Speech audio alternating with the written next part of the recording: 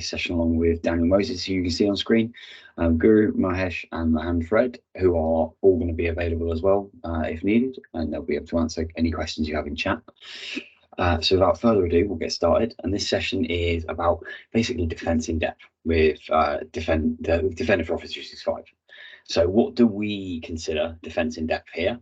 And to me, it's really simple. There's a graphic on screen, but to explain it to you, essentially, if your MX record, so your Mail Exchanger record, does not point to Office 365, and you are leveraging our solution to host your mailboxes, and you're licensed for P2, you're in defense for depth, or P1 to be fair. So being licensed for a MDO and then not having your MX pointed at us means that you are using a third-party filtering service.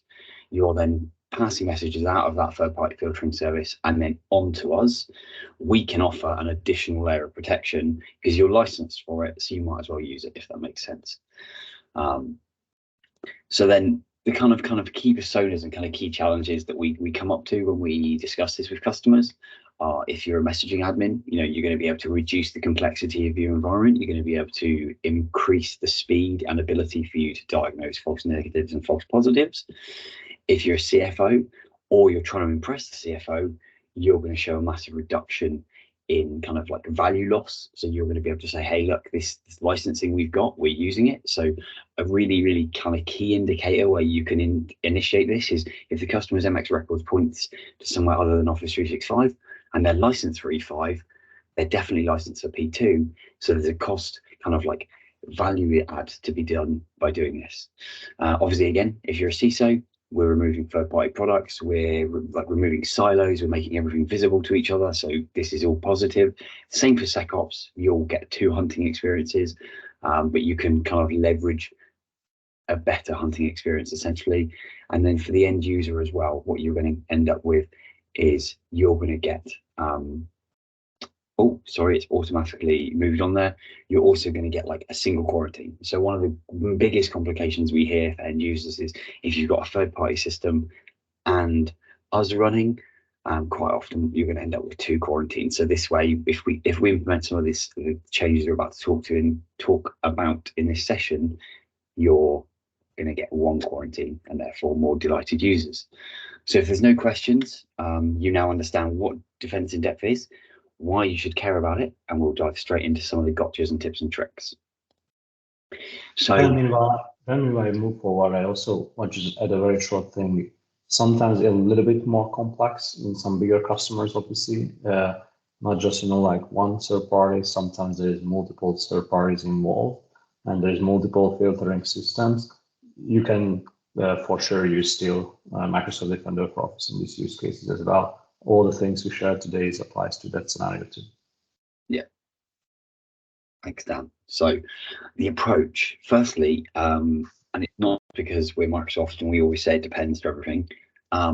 We always really, really recommend taking this very, very slowly, very, very carefully to make sure all of your changes are essentially validated and you deliver significant improvements in little steps. So if you're an agile organization, this is a perfect sort of way to work for you because you're delivering little chunks of value, a little improvements constantly rather than a whole raft of changes all at once. It also obviously enables you to highlight where things might have gone wrong and they might need some like reattention, etc. So crawl, walk, run is the analogy we use, but essentially all we're saying is take a look at these. If they all apply to you, do them individually, do them carefully, do them to groups of users. So I'm going to just bring up all these bullet points here.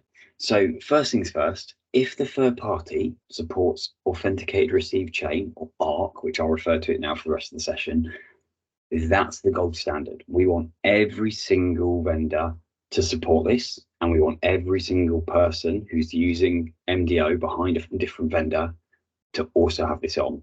To be honest, we want to have this on throughout the organization, regardless where your mailboxes are hosted. If you're using a third-party solution and you're using Gmail and you've got another third-party vendor as well, this still applies. This advice, I guess, is vendor neutral. ARC is what we want the industry to move towards. So authenticate receive chain is basically, hey, when I receive this message, this is all the authentication information I saw stamped on the message with essentially a signature to verify the integrity of it, and then pass to the third party. So when the third party, or sorry, the downstream system receives that message, it can go, oh, I now know everything about this message at the point at which it landed in one of my other previous trusted hops, and therefore I don't need to worry about it. So what you're going to get is you're going to get an improvement in SPF and DKIM, and therefore DMARC, like improvements essentially as a result of that. So I hope that makes sense. But essentially, if you have it, turn it on.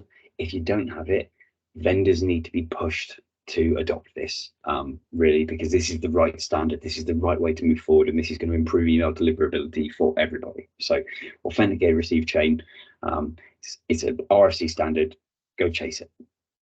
Yeah, I think, Ben, it's also worth to mention this is useful in other use cases as well. That's why we started this journey longer time ago. We do use ArcSeal in the service ourselves, so we are sealers, but we also can consume ArcSeals by others. This is useful in this dual use case, but also think about use cases like classical issues with authentication, like mailing list, forwarding scenarios, many use cases when this is useful. So it's worth to invest to that. Yeah. And then in situations where ARC sealing isn't applicable, we have a different option. Now, we'd recommend enhanced filtering regardless, because it's going to likely improve your hunting experiences. However, if ARC isn't supported, this is the right way to go initially.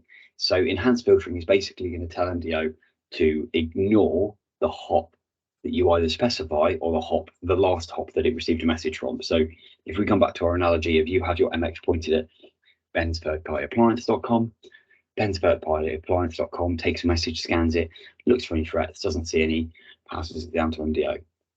MDO is going to run its SPF check, or its sender policy framework check, against bensemailserver.com and not the actual true sending IP. So when that message has come from danielmoses.com, it's not going to be able to see that and validate that SPF record. So we're going to get issues essentially, and that's going to cause what we call spoof FPs. And it's really common to see this with customers who haven't kind of thought about their configuration, or they've just set up defense in depth unintentionally. So wherever possible, set up enhanced filtering, which enables obviously MDO, as it says on the slide there, to see the true connecting IP address. It will not remove DMARC failures as a result of DKIM. However, there's work in progress to handle that as well, which you'll hopefully see in the coming weeks and months. Dan, anything for enhanced filtering? Yeah, I think you summarized it well. It's important to understand this is to help the system to see the true signal, where the true sender of the email message, which connection IP is coming from, not the IP address before, as you mentioned. So it will help you with that. It will help you when we do clustering or hunting. It's all of this experience now will be more accurate, because we are grouping based on the real IP address of the sender, not what we see connecting to the service directly, which is your third-party gateway or cloud solution. But as you also mentioned, like this is still left behind some possible issues around when the modification of the message failing DKIM of the email message. That can still cause DMARC failure. So it's depending on how the message is sent, if the senders are aligned or not. You still need to do further steps to tune spoof detection in defense in depth. And you're mentioning using the double block list. It has a tab called spoof. You can manage, override, or spoof verdict if this is not saved using enhanced filtering for connector. Cool, thank you. So the next thing we're going to touch on is, again, I'll get everything up on slide for you so you can see it all. Enhanced filtering and overrides. So we think about the previous slide, you're using enhanced filtering and you are now going to override verdicts from a third-party mail system. Essentially, when you do this, if you do this via an IP allow, so lots of our third parties will recommend you add an IP allow. What we're then going to do is change that behavior with enhanced filtering. And myself and Dan have seen this with live customers, is you are saying to MDO, allow the IP address of bensemailserver.com. You then configure enhanced filtering to say, by the way, ignore the previous IP that connects. So you're ignoring the IP of bensemailserver.com because we want you to look one hop past that for SPF. And I'm hoping people can immediately see there's a problem here because you're telling MDO to ignore an IP that you're also telling it to allow, which is then going to suddenly mean that all of your mail gets affected, and that's going to potentially again cause a load of spoof IP. So it's really, really important whenever you do enhanced filtering, the way you override mail is really, really key.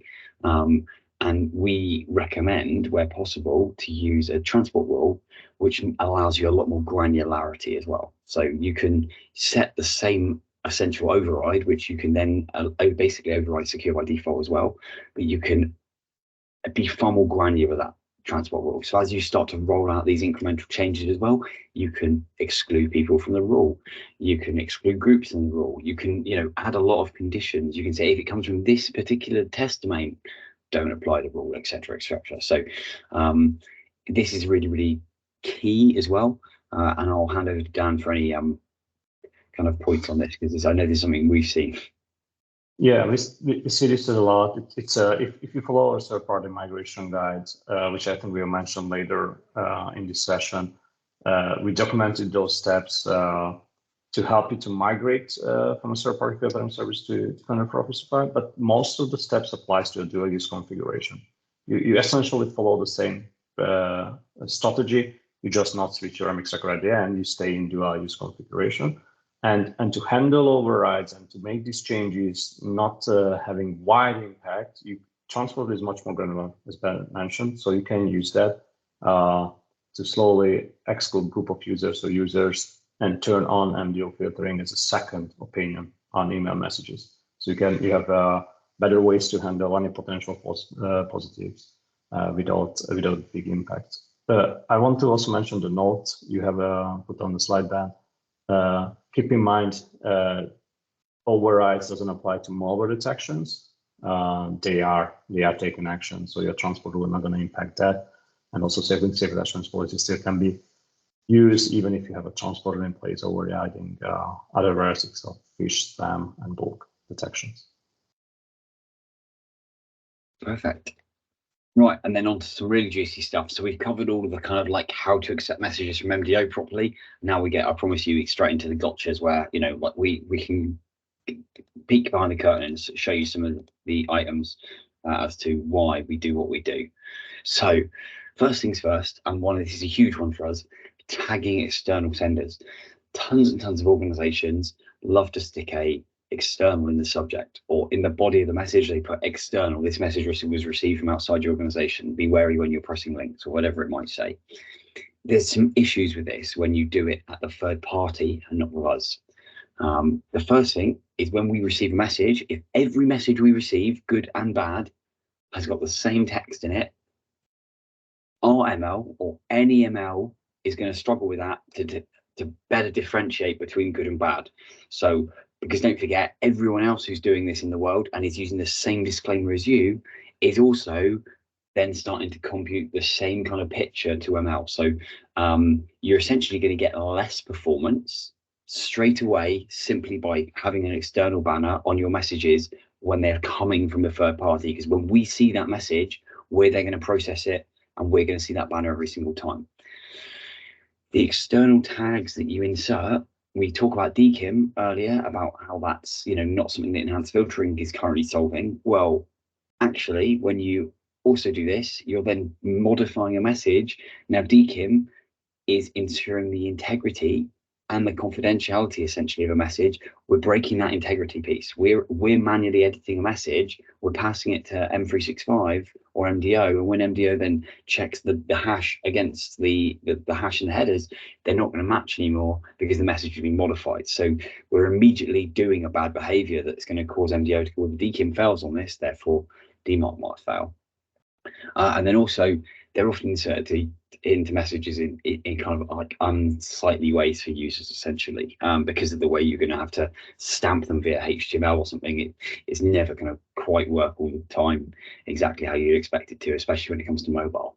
So our recommendation, move that to MDO. So still have exactly the same functionality, but the difference is when you apply it downstream, and everything you try and do, you should be moving downstream, we're then getting a better experience because MDO receives a message that's clean. It then runs its ML better. It can run DKIM better. And we can then stamp the exact same external disclaimer on there for you. So the end users get almost no negatives with loads and loads of benefits for you as an admin and loads and loads of benefits in terms of protection. We're also then going to be able to give you better callouts because we're going to be able to display our callouts properly in the native Outlook app, Outlook mobile, etc. It's going to be nice and visually consistent. There's, as I've already touched on, you're not going to get authentication breaks, and you know, improve ML as well. So you can see here, I've included a couple of screenshots of what it might look prior and what it can look like afterwards as well, because we're going to actually insert it as a mail tip rather than just as a big HTML banner. So it's a huge improvement, and then this is probably one of the first kind of improvements that I think some people watching this session today might be able to take away and go, oh, okay, because again, there's no difference in functionality. It's just a definite improvement. So go for it, Dan. No, it's all good. I think you covered it very well. So then almost exactly the same conversation, but about safety tips. So when you start to add other safety tips to messages, you're doing exactly the same behavior. So if you tag messages with "this is coming from a first-time sender," everything I've just said is exactly repeatable again. So you're going to have problems with authentication. You're going to upset ML, and you're going to have them in a potentially non-user friendly way. We've got a whole raft of safety tips. If we don't have a safety tip that you need, you can set it via transport rule. And if you still don't have anything via support, raise it and let us know so we can then add that in, if that makes sense. So I'm not going to waste too much time on this slide. Essentially, it's exactly the same message. It's just, don't think just external. Think anywhere where you're modifying a message and stamping information into a message. Where possible, move that as far downstream as possible, so every system gets the message clean before the end, when we finally add the messages before we present it to the end user. So quarantine experience. Consideration of where the user quarantine is. And as I said earlier at the beginning of this session, you might have two. So you might have your end user quarantine for your third party service. You might have an end user quarantine from Exchange Online or MDO. You might even have, if you've got a different vendor in the loop as well, you might even have free quarantines. So wherever possible, we recommend, again, moving this downstream. Give the end users one place to go. The reason we don't want it upstream is not because we're trying to favor Microsoft, but it's because there's no way for the downstream system to send messages to the upstream system's quarantine. So, and then when that happened, the source of the message would be us. So when it comes to being released, how would it be released? You know, the flow gets very, very technical, whereas the much simpler flow is just say, hey, this message needs to go to the quarantine, pass that to us along with that signal, and then we can do something with that. So essentially what you need to do this is, usually we see a transport rule implemented. So at your third party, you'll stamp a header, and you can stamp a couple of different headers. You could stamp it as fish or as spam or whatever you might want to do, and then have two headers to kind of two transport rules, sorry, to pick that up and do relevant things with it. So if it's detected as spam, you could set the SCL to 5. If you want to deliver it to the end user quarantine, you could set the SCL to 9, which will then mark it as high confidence spam. And as long as your policies support that, that will be delivered to the end user quarantine. If you select deliver to the hosted quarantine, it'll go to the admin quarantine. So although it's not a like an official in-product experience, essentially, you've got a lot of customization, and you can start to do this. And even if you just start to do this with things like spam, which, let's face it, is the majority of what users are going to need to go to quarantine to release, you're already improving that experience and driving more and more people to one quarantine rather than two. So there's loads and loads of customization you can do as well when it comes to how you customize the notifications people receive, the frequency they receive it. We've just recently reduced the frequency for you massively as well. So previously we heard lots of customers talking about, we don't want a ESN or an end user notification once a day. We've worked on that as well, etc., etc. So again, loads of improvements. We're not changing functionality necessarily. we're just moving it downstream. Dan, was there anything you wanted to bring up on unified quarantine? No, I think it's an important topic. You should not forget about user experience. You effectively introducing a second security solution for email security. So you want to have a smooth user experience as much as possible. Otherwise, users will get confused, and there's just driving support cases at organizations. As you said, like we have a very flexible solution for quarantine, how users can access what they can see, what they can access. There's request release flows. You can expose detections, but they still need to request a surveillance to release to have a final approval. Use it for your benefit if you have already the product. Is I think one of the key messages here. Yeah.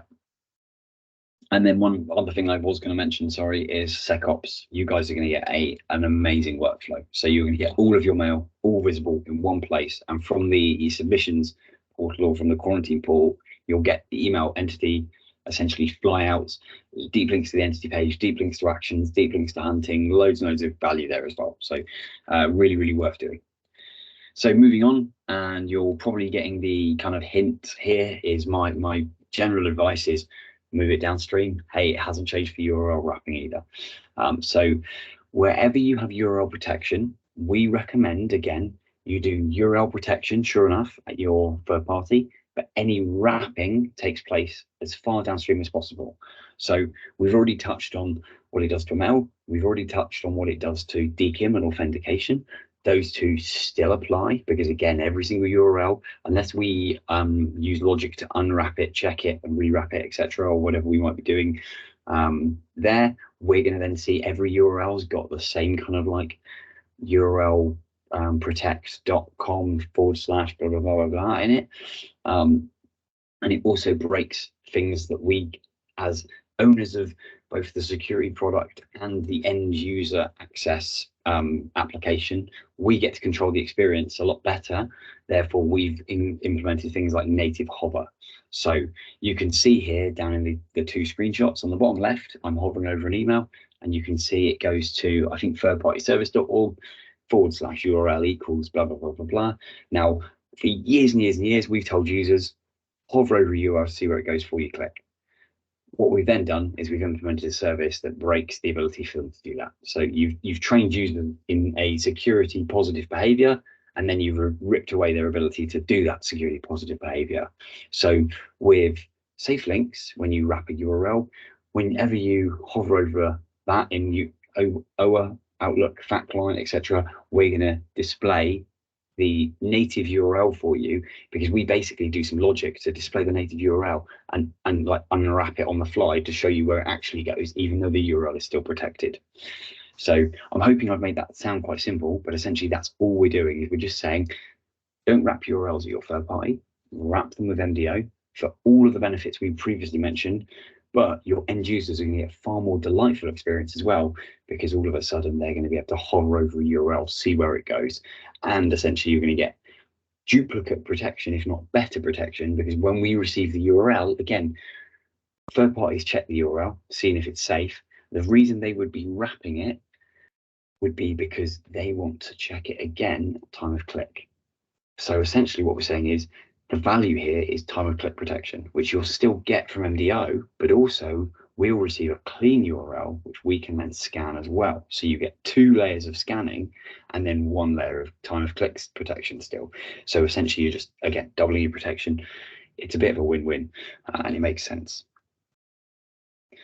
So if we then move on to user submissions and reporting. But 1 second, Ben, I think to think about quickly call outs as well around URL protection, which is also in our solution, you can also do without URL wrapping protection. We have this fallback method with the client, Outlook client, where we can do reputation check and time of click protection and detonation, even if the URL is not wrapped. This is not something very well known. Customers always asking questions around it. Think about URLs in the subject line. Think about URLs in messages which is going to be open because they are encrypted or digital signed. You don't want to break that. Protection still works with safe links in these use cases. Not talking about that thing you mentioned on your slide, like safe links also integrated with other apps. and also for internal email. So you can have added values very quickly if you move downstream URL protection. Plus, you can also use your response tools better. For example, the Tamantola block list for URL blocks applies at time of click. So if you block a URL with Taba, say clicks is enabled, the URL will be blocked at time of click, regardless of which client the user clicked on it, Teams, Office, email. It all applies the entire time. Cool. And then again, user submissions and reporting. Unsurprisingly, our advice is the same. I'll say I'll keep banging that drum, move it all downstream. So when you're using a third-party add-in, it is possible to configure our submissions portal to work with third-party, but you're going to need to follow some documentation, which is linked in the very top here. And I think it's also linked in that link that says see documentation with more details. So when you get the deck, you'll be able to follow that. But if you stick it into your favorite search engine, you'll quite easily be able to find the guidance. But basically, you need to have a particular message format in order for us to process messages correctly that have come from a third party, and that makes sense. We need to know what it is, why it was reported, who it was reported by, etc., etc., etc. So we can display that information to you. So we require that information from third parties. Now, this has been successfully set up, but the far easier way to do this is just to simply move to our reporting. So it's native and it's better that way, and you don't need to be using a third-party add-in. So essentially what you're going to then do is you're going to remove some problems. So if you haven't configured this to work with our add-in properly, you're going to be losing some of the post-breach kind of hunting capabilities. So alerts, error investigations, they're all potentially not going to fire correctly. Attack simulation and training, so end user resilience, and all the phishing training packages, they're not going to be able to leverage that. Oh, I spotted a fish, click, which is a really, really key metric when you come to training user awareness. I don't know if anyone here is SANS qualified, but you'll see that these metrics are really, really key. Is how many people reported the message? Is your training working? And then you're going to potentially again have a duplicate administrative effort. So by moving this to MDO, so get rid of your third-party submissions add-in, move it to us, you're going to get a native button in the clients that support it, and we're adding them all the time. You're going to get reported messages that are going to fire alerts. So when a user reports a message, that's going to come to us. We're going to see a user reported message. We're then going to rescan that message. We're then going to kick off our AIR playbook for a user reported message, which means we're going to go off, redetonate the email, see what's going on with it. Right, okay, it turns out this email is malicious. Now, if this email is malicious, that means we need to do other things, which means AIR's then going to go off and go, well, what's the blast radius of this incident, essentially, and fire a different playbook, which is where we correlate incidents and alerts and turn them into playbooks, etc., etc. We're then going to go off, as I say, find the other emails that were sent. We're going to go and find which users clicked on the URL, what happened to them, have they suddenly had some random mailbox rules set up, etc. So by doing this, you're essentially turning your SOC 24/7. We're going to be running with AI in the background and protecting you based off just that signal of a user saying this looks like fish. Thanks, Kamesh, that's perfect. As I said, you're going to get that consistent reporting experience. You're going to get organizational branding again, and you can do pre and post messages. So let's say that you have an additional piece of requirement in your workflow, you're going to get that ability to put that in. So when a user submits a message, you can just pop up a thank you for reporting this to us, or you can pop up a thanks for reporting this to us, and then your next steps are to go and do the following. So you get to customize that as well.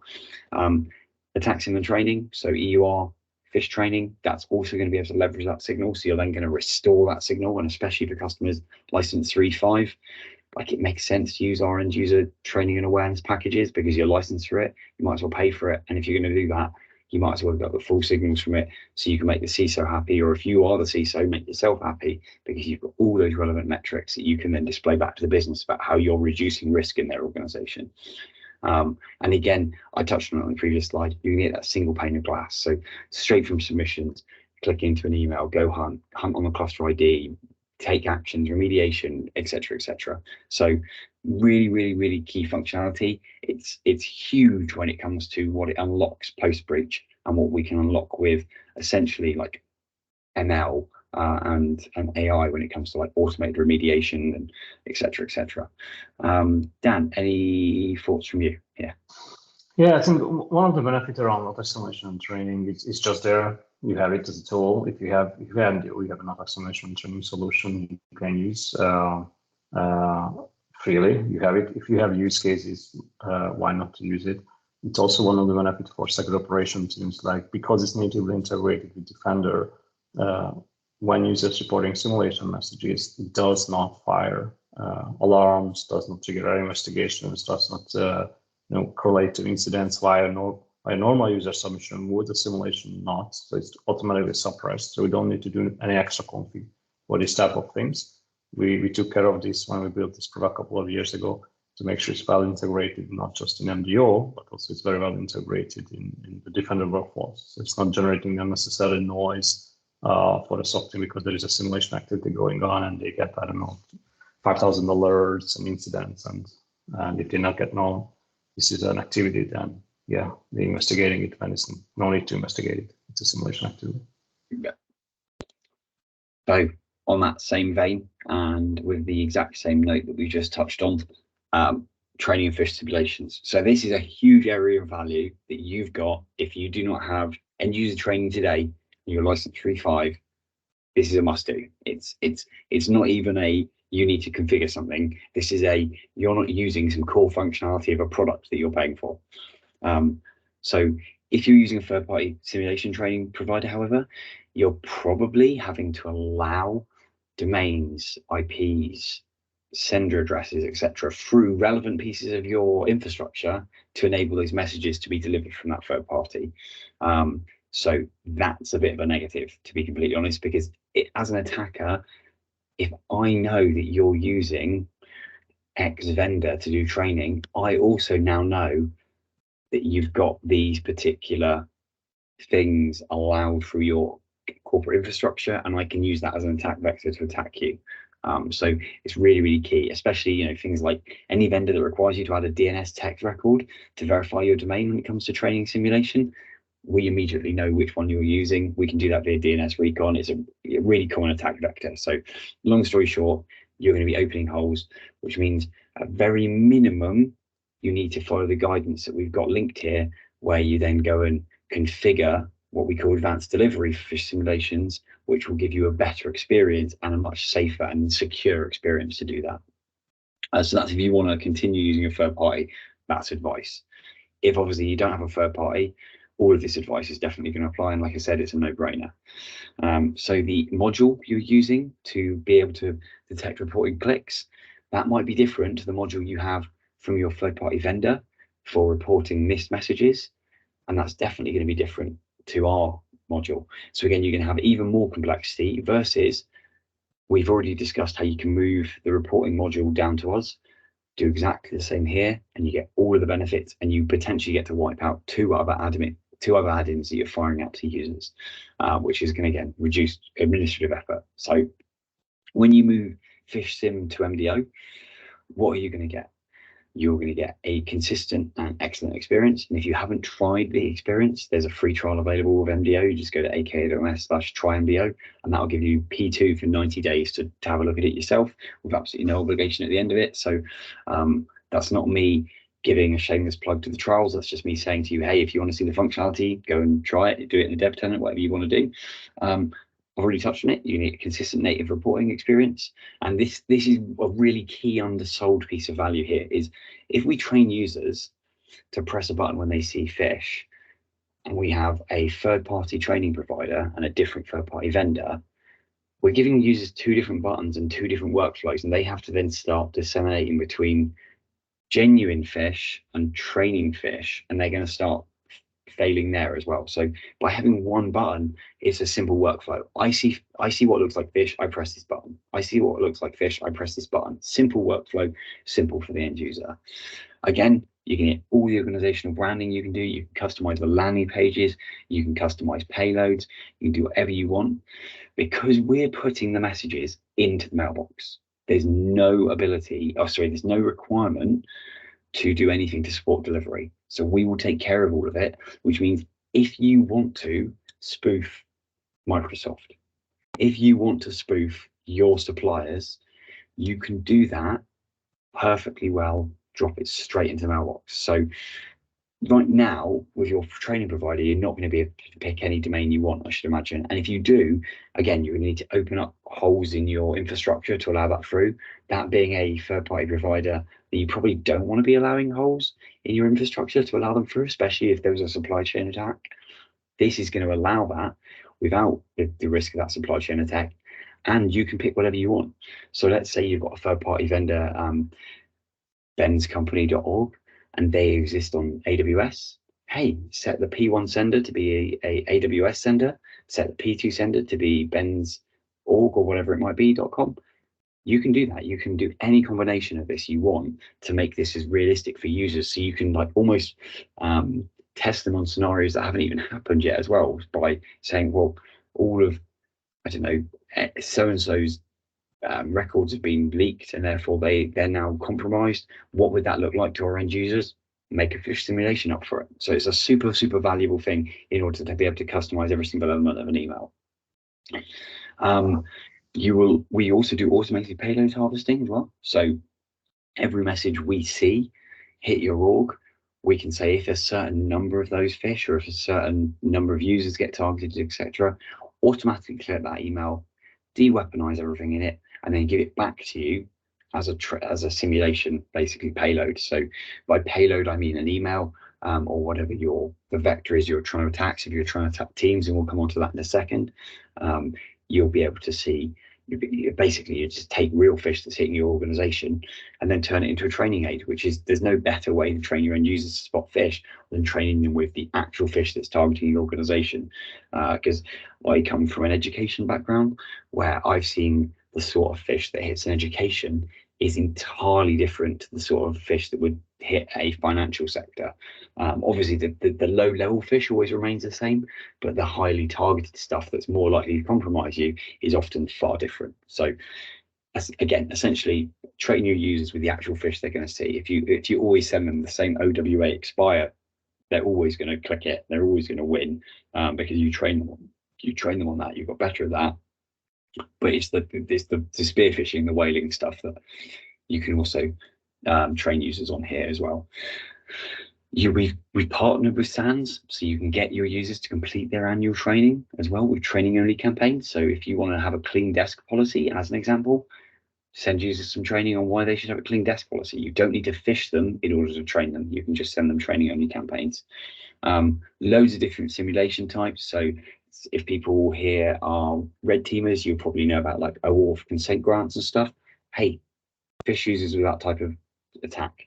If you've got users that are really good at spotting malicious URLs, but they still click on them and then they enter their credentials, you can train them on that. If they're really good at spotting fake login pages, but they're not so good at spotting URLs, train them on drive-by URLs. If they're not so good at spotting malware embedded in Word documents, train them on that. So pick all the different types in order to train your users on all the different types of threats you see hitting your organization.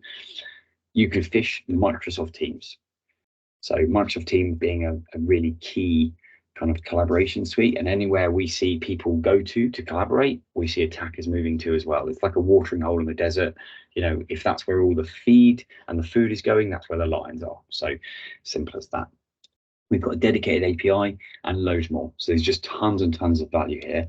And in the interest of time, I'll just jump straight to our last kind of like little slide here, which is that when you're using MDO behind a third party, you're protecting more than just email.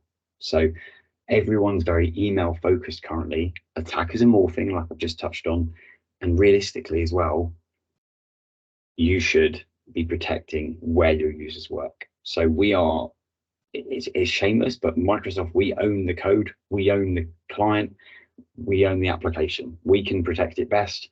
We've got native Teams protection now as well. Same goes for SharePoint and OneDrive. So integrate MDO into these things. Even if you're using a third party and you took nothing else from this session away today, you could at least turn on Teams protection and protect your end users in Teams. You're going to get time clip protection, you get user reported messages within Teams, etc. And we're constantly working on releasing improvements to how we protect Teams as well. So if there's one thing you can take away from this without changing anything else in your org as well, it's protect users in their other collaboration apps other than just email. Dan, have you got any thoughts on this before I move on to our final slide with some resources for people? No, I think we covered most of what I wanted to share. It's a nice summary. There's a lot of value what you have if you are in dual use. Just there's been some work need to be done to start using them. I think that's one of the core messages. Yeah. So then to give you a bit of a steer and a hand, we've got some existing resources, and I'll just fly through these in the interest of time. So we've got aka.s/defense in depth. That's going to give you guidance on what we've just talked about today. You've got the MDO Migrate, which is again a more detailed defense in depth guide, essentially, which enables an MX switch and a migration at the end of it. We've got the Try MDO guide, which is again guidance on how you should evaluate MDO. We've got the MDO SecOps guide, which gives you daily, weekly, monthly tasks. So if you're a SecOps analyst or you know a SecOps analyst, you can give them this and be like, hey, this is the best practice playbook on how we recommend you interact with MDO and how you use it. And then finally, if you don't know much about MDO or you want to learn more about MDO, aka.ms/MDO Ninja is our Microsoft delivered Ninja training that's going to get you from zero to hero in the product, and you can learn about it as well. So with that, I'm going to say thank you. I'm going to hand it over. We've got literally 1 minute left. So if anyone's got any questions, come off mute, pop in the chat. But I think we've got quite a quiet audience today. But by all means, put anything in the chat or come off mute. Thank you very much. I hope this has been helpful. Thanks all.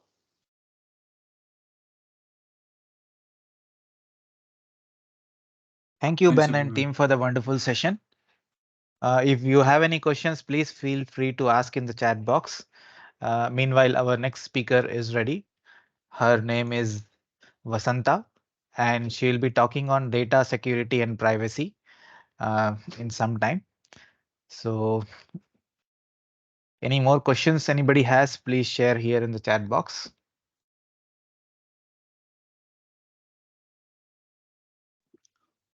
Kamlesh, we need to stop the recording and start it, not continue. Yes, I'll do that. Thank you.